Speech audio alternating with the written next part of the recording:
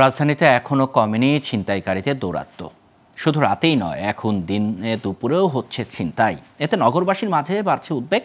ভুক্তভোগীরা বলছেন ৫ আগস্টের পর পুলিশের অধিকাংশ সদস্য আইন শৃঙ্খলা দায়িত্ব থেকে সরে যাওয়ায় বেড়েছে চুরি, ডাকাতি, ছিনতাই। কিন্তু এমন কথা মানতে রাজি নয় আইন শৃঙ্খলা বাহিনী। এ বিষয়ে র্যাব মহাপরিচালক একেএম শহীদুর রহমান জানালেন, শিগগির কাজে স্বাভাবিক গতি ফিরিয়ে দেশের আইন শৃঙ্খলা পরিস্থিতির উন্নতি করা হচ্ছে। বিস্তারিত জানাচ্ছেন আঞ্জাম খালেক।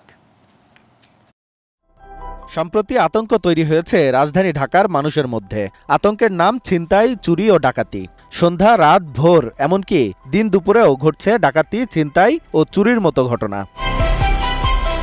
জুলাই গণ অভ্যুত্থান পরবর্তী সময়ে ঘটে যাওয়া বেশ কিছু সিসিটিভি ফুটেজে দেখা যায় ধারালো অস্ত্র হাতে দুপুরে প্রকাশ্যে ছিনতাইয়ের চিত্র।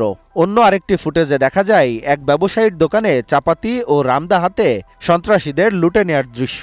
শুধু কি তাই, মোহাম্মদপুরে গভীর রাতে সেনাবাহিনী ও র্যাবের পোশাকে ব্যবসায়ীর বাসায় ঢুকে লাখ লাখ টাকা ও গহনা লুটে নিয়েছে একদল ডাকাত। রাজধানীর এসব ঘটনা এখন প্রতিদিনের। সাম্প্রতিক সময়ে ছিনতাইয়ের শিকার হওয়া কয়েকজনের সঙ্গে কথা হয় গ্লোবাল টেলিভিশনের। জানান সেই সময়ের লোমহর্ষক বর্ণনা। বিজয় সরণি জায়গাটায়, ওই জায়গায় হচ্ছে ৩ থেকে ৪ জন হবে, তারা বাইকে ছিল। তারা একদম অটোটা আটকানোর পরে এক চাপাতি ছিল তাদের হাতে। আমার কাছে মোবাইল ছিল, কিছু টাকা ছিল, তো ওরা আমার ব্যাগ সহ নিয়ে নেয়।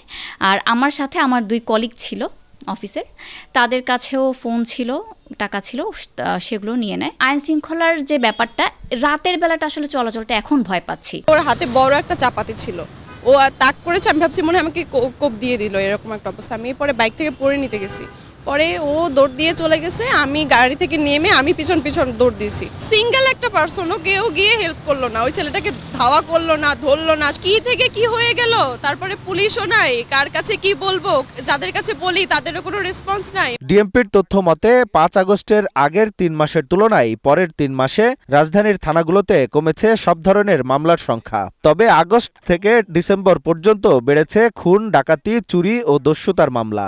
আগের চেয়ে বেড়েছে চুরি ও ডাকাতির মামলাও।